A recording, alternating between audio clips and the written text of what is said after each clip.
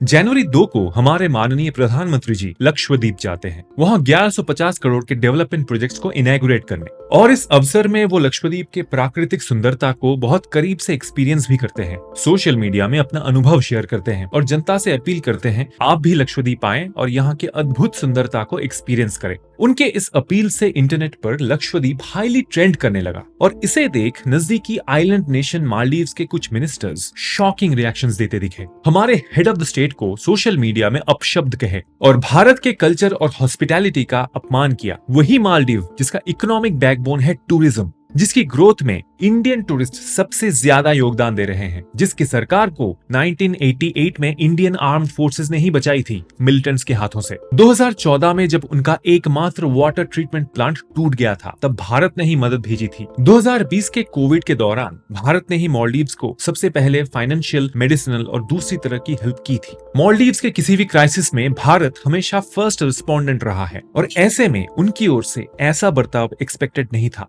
ऐसे आपत्तिजनक कमेंट्स देखकर भारत की जनता ने अपना रुख दिखाया। हजारों ने अपने फ्यूचर मालदीव प्लान्स कैंसिल किए।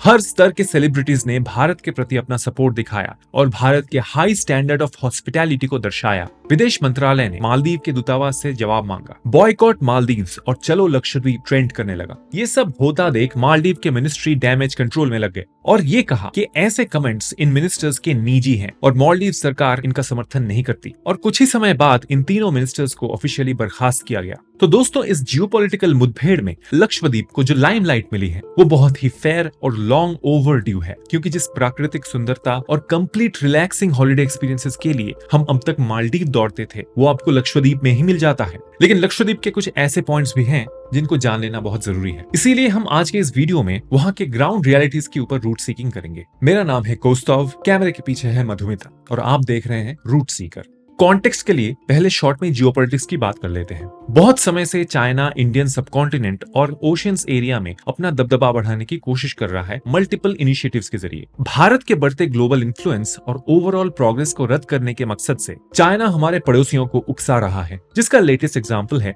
मालदीव्स। इस कंट्री के साथ हमारा रिलेशन हमेशा फ्रेंडली रहा है। जब भी कोई नई सरकार यहाँ आई है वो अपना पहला विदेश दौरा भारत में ही करते थे, अंटिल न्यूली इलेक्टेड मुइजू सरकार। इन्होंने अपना पहला फॉरेन विजिट भारत के बजाय टर्की और चाइना में किया। इससे पहले इन्होंने इलेक्शन जीतने के लिए इंडिया आउट कैंपेन चलाए थे। मालदीव्स में प्रीवियस मिनिस्ट्री के कंसेंट के साथ 75 के आसपास इंडियन डिफेंस पर्सनल वहां पर मौजूद है, जो डिजास्टर मैनेजमेंट, लोकल्स को मिलिट्री ट्रेनिंग और इमरजेंसीज के दौरान लोकल एडमिनिस्ट्रेशन को मदद करती है। मुइजू और उनकी पार्टी ने मालदीव्स में इंडिया के अगेंस्ट कैंपेन चलाए और इलेक्शंस जीतने के बाद वो इंडिया से ऑफिशियली सोल्जर्स को वापस लेने की मांग की। भारत ने इस रिक्वेस्ट को मान भी लिया है, लेकिन एक्सपर्ट्स का मानना यह है कि मालदीव्स के इस बदलते रंग के पीछे चाइना का ही इन्फ्लुएंस है। इस बात को मुइजू सरकार डिनाई करती है कि वो किसी भी दूसरे कंट्री के प्रति प्रो है। अब इस लक्षद्वीप वाले कंट्रोवर्सी के बाद मुइजू सरकार की स्थिति नाजुक होती दिख रही है। खैर, मालदीव्स की बात बहुत हो गई, अब आते हैं लक्षद्वीप पे। लक्षद्वीप भारत का स्मॉलेस्ट और एक बहुत ही खूबसूरत यूनियन टेरिटरी है। ये अरेबियन सी में स्थित एक आर्किपेलागो या चेन ऑफ आइलैंड्स है।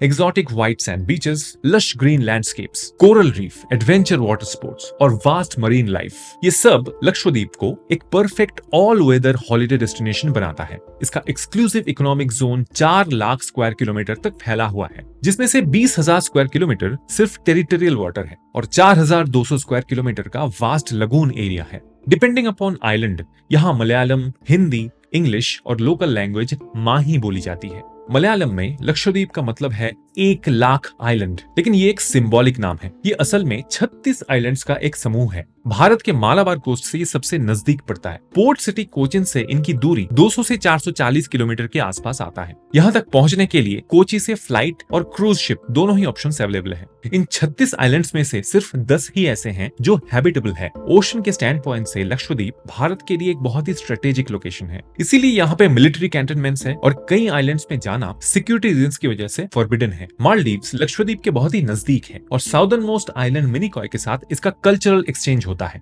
लक्षद्वीप का हर एक आइलैंड अपने आप में ही यूनिक है, इसीलिए लक्षद्वीप और मालदीव के बीच तुलना नहीं करनी चाहिए। अगर आप प्रधानमंत्री जी के पोस्ट्स को देखें तो उसमें मेन फोकस लक्षद्वीप ही है, कहीं पर भी मालदीव्स का कोई मेंशन तक नहीं है।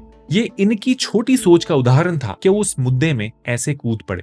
जिस प्रोजेक्ट के चलते प्रधानमंत्री वहां पे गए थे ऐसे और भी कई सारे डेवलपमेंट प्रोजेक्ट्स लक्षद्वीप के लिए लाइंड अप है और यहीं पर कुछ प्रैक्टिकल चैलेंजेस भी दिखता है। कई एक्टिविस्ट्स लक्षद्वीप में होने वाले मैसिव टूरिज्म प्रोजेक्ट्स को अपोज कर रहे हैं इसके प्रेडिक्टेड एनवायरमेंटल टोल्स के आधार पर। लक्षद्वीप के वास्ट मरीन लाइफ का कंजर्वेशन होना बहुत जरूरी है। समुद्र के एल्गीज, कोरल्स, ग्रास बेड्स पूरे आइलैंड में बसे वाटर बॉडीज और लगून्स को सपोर्ट देती है और इन्हीं के बदौलत सी turtles, marine mammals, fish species और इनवर्टिब्रेट्स को एक सेफ इकोसिस्टम मिलता है। एक्सपर्ट्स ने कई बार आइलैंड में चल रहे इलीगल मरीन वेल्थ ट्रेड को लेकर आपत्ति जताई है। इन एक्टिविटीज की वजह से कोरल रीफ्स और सी क्यूकम्बर जैसे मरीन लाइफ्स के ऊपर एक्सटिंक्शन का थ्रेट आ रहा है और बॉम्बे नेचुरल हिस्ट्री सोसाइटी के मुताबिक लोकल कम्युनिटीज का इस कंजर्वेशन के काम में योगदान देना बहुत जरूरी है, क्योंकि संरक्षण के लिए जिस ट्रेडिशनल नॉलेज की जरूरत है वो सिर्फ लोकलाइट्स के पास ही है। अगर हम सिर्फ टूरिज्म को ही प्रायोरिटी देते हैं तब एनवायरमेंटल डैमेजेस के चांसेस बढ़ जाते हैं। अब भारत सरकार के जो फ्यूचर प्रोजेक्ट्स हैं